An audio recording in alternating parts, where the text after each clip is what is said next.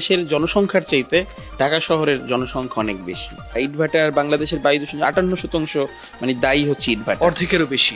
Fuel কোয়ালিটির কথা যেটা বলবো, আমরা যে তেলটা ব্যবহার করি, যে জ্বালানি ব্যবহার করি, সেখানে সালফার নামে একটা পদার্থ থাকে। যে দূষণগুলো হয় সেই দূষণগুলো একসময় মাটিতে মিশে যায়। সেই সবজিটা আমরা খাচ্ছি, সেই সবজিটা আমরা খাচ্ছি, খাওয়ার পরে সেই দূষিত জিনিসপত্রগুলো আমাদের শরীরে চলে আসতেছে। একজন মানুষের বেঁচে থাকার যেমন অধিকার আছে, একটা নদীরও কিন্তু বেঁচে থাকার অধিকার আছে। ব্যবসা করতে গেলেও তো একটা পৃথিবী লাগবে। একটা পৃথিবী যদি মৃত হয়, মরে যায়, মরে যাওয়া পৃথিবীতে তো ব্যবসা হয় না।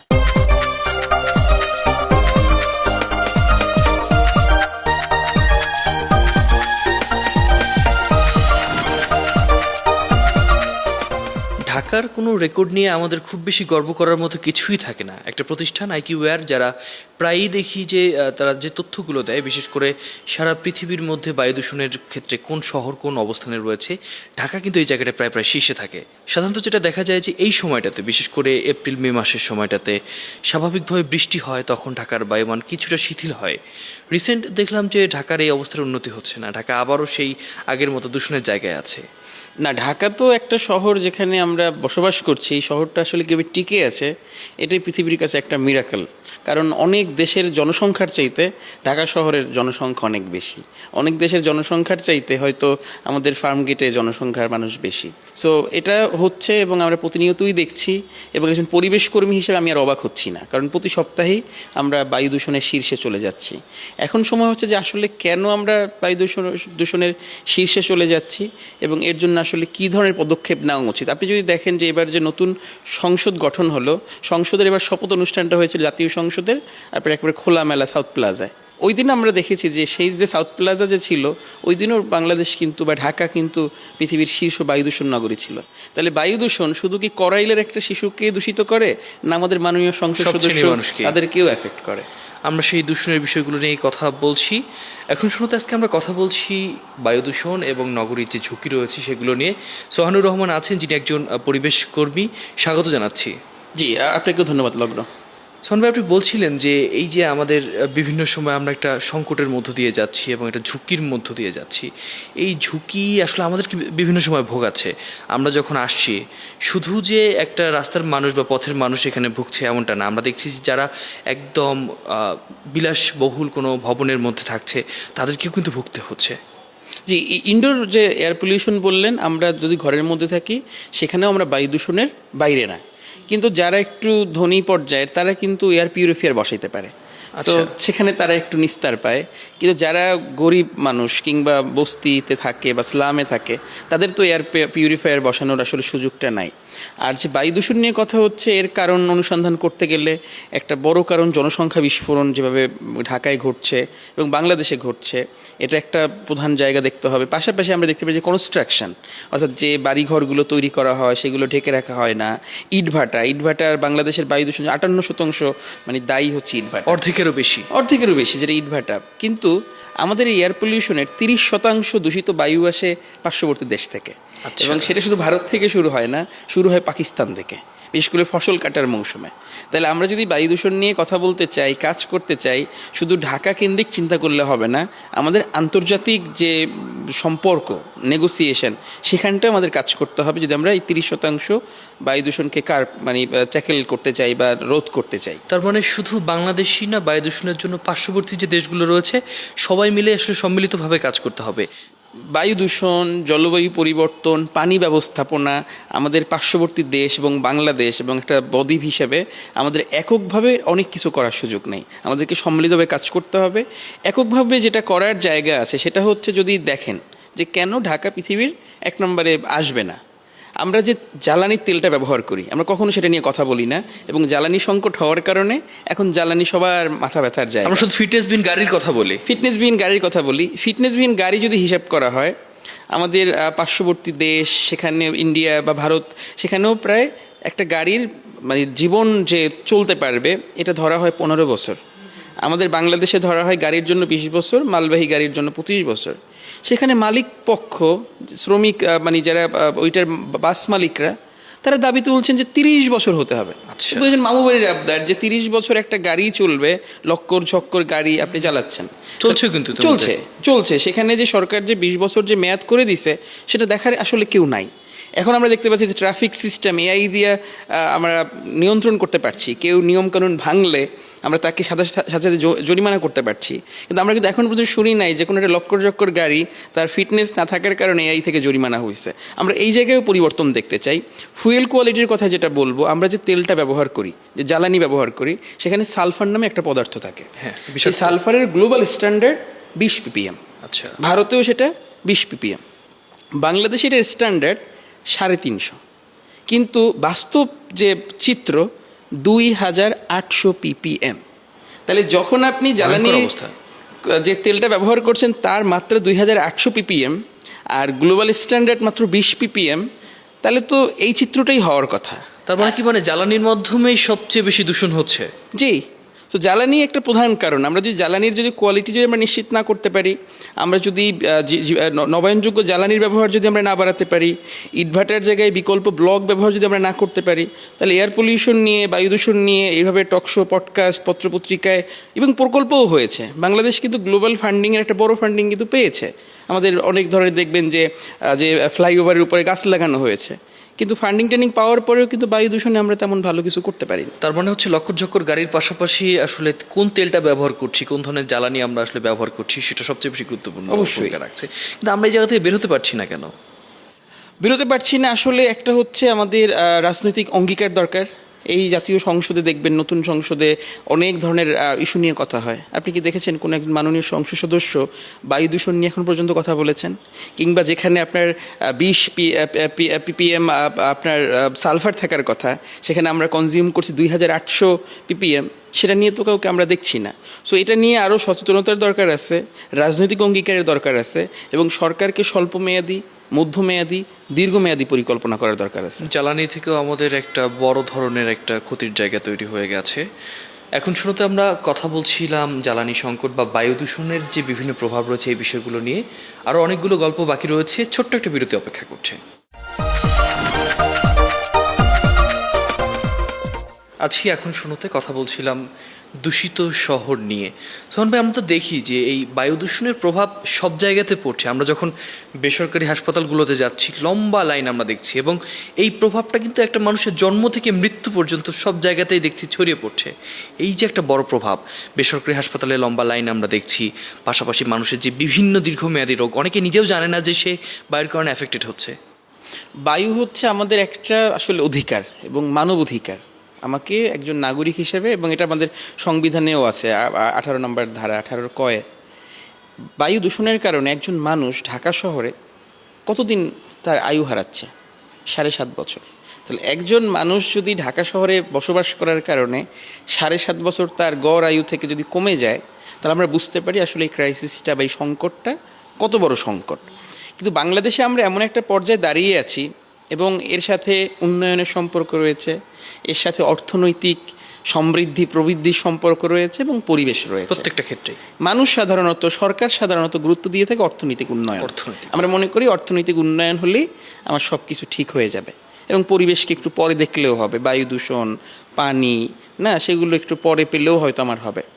কিন্তু সব কিছু যে একটার সাথে একটা সম্পর্কিত, সেটা আমরা আসলে অগ্রাধিকারের তালিকায় আমরা রাখি না। এবং এবারের নির্বাচনের আগে সিপিডি নামে একটা সংগঠন, যারা থিঙ্ক ট্যাঙ্ক, তারা জনগণের সাথে কথা বলেছে যে আসলে মানুষ চায় কি।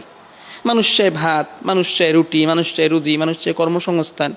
কিন্তু তাদের তালিকায় কিন্তু বায়ু, নির্মল বায়ু বা স্বাস্থ্য সুরক্ষার কোনো বিষয় নাই আসলে। সেগুলো বড় আকারে নেই। স্বাস্থ্য হয়তো আছে, কিন্তু মানুষ বুঝতে পারতেছে না যে দূষিত বায়ুর কারণে সে কীভাবে তার জনস্বাস্থ্য কিংবা তার স্বাস্থ্য অধিকার কীভাবে লঙ্ঘিত হচ্ছে। খাবারের চেয়েও বেশি কিন্তু আমরা বায়ুটা নিচ্ছি, প্রত্যেকটা প্রশ্বাসে কিন্তু আমরা বায়ু নিচ্ছি। এবং বায়ুটা কত গুরুত্বপূর্ণ আমরা কোভিডের সময় আমরা দেখতে পারি। কোভিডের সময় দেখেছি অনেক মানুষের কোটি কোটি টাকা আছে, কিন্তু আসলে সে অক্সিজেন পাচ্ছে না কিংবা হসপিটাল পাচ্ছে না। পৃথিবীতে এখন 3টা সংকট চলতেছে, বিশেষ করে পরিবেশগত সংকট, আমরা যেটাকে আসলে খালি চোখে দেখেও দেখতে চাই না। একটা হচ্ছে আমাদের জলবায়ু সংকট, এবং যেভাবে জীবাশ্ম জ্বালানির ব্যবহার বাড়ছে, এর কারণে জলবায়ু সংকট ঘনীভূত হচ্ছে, এবং আমরা প্রতি বছর আমাদের দেখবেন যে বিশ্ব তাপমাত্রা রেকর্ড ব্রেক করতেছে। যে বছরটা যায় 24, 25, 26, ওই বছরটাই ওই শতাব্দীর সবচাইতে উষ্ণতম বছর। তাহলে একটা গেল জলবায়ু সংকট, আর একটা হলো জীববৈচিত্র্য হ্রাস। ঢাকায় যদি দেখেন যে জীববৈচিত্র্য ছিল, আমরা যেভাবে ইটকাঠ পাথর তৈরি করেছি, আমাদের জলাশয়গুলো চলে গেছে। এখন দেখবেন যে 2 দিন পর যখন দাবদাহ শুরু হবে তখন হিট আইল্যান্ড ইফেক্ট শুরু হবে। অর্থাৎ এক একটা রাস্তা হবে এক একটা ধরেন আপনার দ্বীপের মতো, উষ্ণ দ্বীপের মতো। তো এর সাথেও বায়ু দূষণের তো অনেক বড় সম্পর্ক আছে। তৃতীয়টা হচ্ছে দূষণ, এবং সেই দূষণে আমরা বায়ু দূষণ নিয়ে কথা বলি, শব্দ দূষণ নিয়ে কথা বলি, পানি দূষণ নিয়ে আমরা কথা বলি। আরেকটা বড় দূষণ আসছে প্লাস্টিক দূষণ।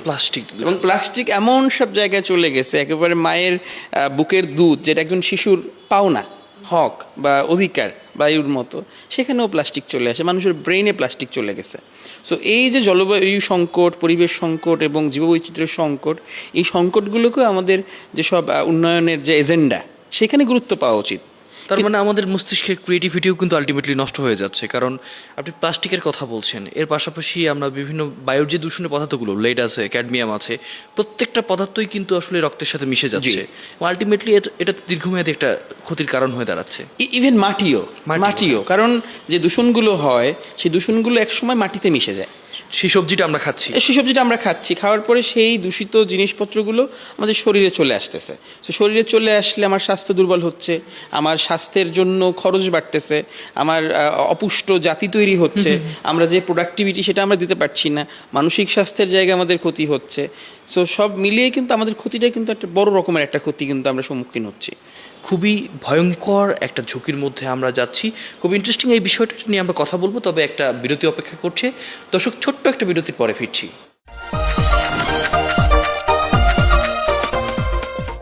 এখন শুনছিলাম নানান বিষয়, যেখানে আমরা জলবায়ুর বিভিন্ন বিষয় নিয়ে কথা বলছিলাম। বায়ু দূষণ তো সবচেয়ে বেশি এফেক্ট করছে একটা জলবায়ুকে বা সার্বিক পরিস্থিতিতে। এই যে একটা ড্যামেজের মধ্যে রয়েছি আমরা, এবং আমাদের একটা বড় ঝুঁকি আছে, এখান থেকে তো বের হওয়ার একটা উপায় আছে। আসলে এই যে সরকার বিভিন্ন উদ্যোগ নিচ্ছে, উদ্যোগের কথা বলছে, আমরা কি আদৌ আসলে সেই জায়গা থেকে একটা ভালো স্বাস্থ্যকর অবস্থানে আছি? জি, বের হওয়ার তো অবশ্যই উপায় আছে, কিন্তু আমাদের সমস্যাগুলো একটু গভীরেও আমাদের ভাবা দরকার। ঢাকার বায়ু দূষণের সাথে একটা বড় কারণ হচ্ছে আমাদের ল্যান্ডফিলগুলো, বিশেষ করে আমিনবাজার, মাতুয়াইল, দুই জায়গায় বড় আমাদের পাহাড়ের মতো। সেখানে আপনার সর্বোচ্চ ধরেন 30 ফুট হওয়ার কথা, সেটা 90 ফুটকেও ক্রস করে গেছে। সো 90 ফুট যদি ক্রস করে যায়, সেখান থেকে শুধু কার্বন ডাই অক্সাইডই বের হচ্ছে না, তার চাইতেও বহুগুণ শক্তিশালী মিথেন বের হচ্ছে। এবং বাংলাদেশের জানবেন কার্বন নির্গমনের মাত্রা খুবই কম, 0.04, বাট মিথেনে আমরা এখন অনেক বড় পর্যায়ে চলে যাচ্ছি ফর বৈশ্বিক নির্গমনের জন্য। আরেকটা জায়গা বলবো, সেটা হচ্ছে সীসা দূষণ বা লেড পলিউশন। সো সীসা দূষণ কেন এর জন্য দায়ী? আমরা খুব দ্রুত দেখবেন যে একসময় আমাদের বাংলাদেশের একটা চিত্র হচ্ছে যে প্যাডেল রিক্সা, যে মানুষ পায়ে চালিয়ে রিক্সা, গানও আছে ওসো কিনা গেছোস কিনা ভুললাম। আর এখন কিন্তু টেসলার একটা বিষয় চলে এখন ফাটাফাটি বনাম প্যাডেল না টেসলা। যে বাংলাদেশে যে পরিমাণ টেসলা আছে সেটা ইলন মাস্ক সেও জানে না যে কি পরিমাণ টেসলা আছে, এবং আমরা এটাকে ইভি বা ইলেকট্রিক ভেহিকেল আমরা সম্বোধন করেছি। এর বিপরীত দিকটা হচ্ছে এই যে গাড়িগুলো, ই রিক্সা আমরা ব্যবহার করছি, এর যে ব্যাটারিটা, এই ব্যাটারিটা হচ্ছে লেড অ্যাসিড ব্যাটারি বা সীসা অ্যাসিড ব্যাটারি। এই ব্যাটারির কারণে এই ব্যাটারিগুলো 6 মাস পর আর চলে না। 6 মাস পর না চললে ব্যাটারিগুলোকে আবার রিসাইকেল করতে হয়। সো রিসাইকেল করতে গেলে বাংলাদেশে এই ধরনের অবৈধভাবে রিসাইক্লিং করার কারখানা বা ভাট্টি আছে 5000-এর বেশি। পাবনায় একটা বড় অংশ আছে, পাবনায় আছে, সারা দেশেই আছে, এবং সবগুলোই অবৈধ। এর ফলাফল কি? এর ফলাফল হচ্ছে বাংলাদেশে 3,60,00,000, যেটা 36 মিলিয়ন শিশুর রক্তে সীসা পাওয়া গেছে। সীসা একটা ভারী ধাতু, এক। দ্বিতীয়ত, সীসার আসলে কোনো সেফ লেভেল নাই, অর্থাৎ যতটুকু সীসাই থাকুক না কেন এটা হচ্ছে আমাদের শিশুদের জন্য ক্ষতিকর। এবং এই সীসার মার্কেট 10 বিলিয়ন। এর 70% কন্ট্রোল করে চাইনিজ ইন্ডিভিজুয়াল ব্যক্তিরা। চায়না থেকে ব্যক্তিরা বাংলাদেশে আসে ট্যুরিস্ট হিসেবে, তারা এই টাকাগুলো তারা সংগ্রহ করার পর তারা আবার চায়নায় চলে যায়। টেকনিক্যালি আসলে একটা অবজারভেশন নিয়ে যায়। তাহলে আমাদের কোনো রিসাইক্লিংয়ের জায়গায় কোনো প্রক্রিয়া নাই, কোনো নিয়ম নীতি নাই, এবং অন্য দেশের নাগরিকরা আমার দেশকে দূষিত করে, আর্থিক ক্ষতি করে, দূষণ ঘটিয়ে সে কিন্তু চলে যাচ্ছে, কিন্তু আমরা তাকে ট্রেস করতে পারতেছি না। ব্যক্তি ও রাষ্ট্রীয় পর্যায়ে যে উদ্যোগগুলো নিচ্ছে, আমরা দেখছি যে গাছ লাগানোর একটা উদ্যোগ আমরা রিসেন্ট দেখলাম, যে অনেকগুলো গাছ লাগাবে সারা দেশে। এই উদ্যোগগুলো দিয়ে কি কিছুটা আসলে বের হওয়া সম্ভব? 25 কোটি গাছ লাগানোর ঘোষণা সরকার থেকে আসছে, 20,000 কিলোমিটার খাল খনন করার উদ্যোগ সরকার থেকে আসছে। পরিবেশ কর্মী হিসাবে এই উদ্যোগগুলোকে আমরা স্বাগত জানাই, কিন্তু এগুলোকে অনেক পরিকল্পিত হতে হবে এবং সমন্বিতভাবে হতে হবে। কারণ আমরা 25 কোটি গাছ রোপণ করব, গাছের চারা রোপণ করব, এর পাশাপাশি আমার বনগুলোকে সংরক্ষণ করতে হবে। কিন্তু আমরা দেখতে পাচ্ছি অনেক বন, রেমাকালেঙ্গা হবিগঞ্জে, তারপর আমাদের শাল বন, এগুলো উজাড় হয়ে যাচ্ছে, মাইলকে মাইল উজাড় হয়ে যাচ্ছে।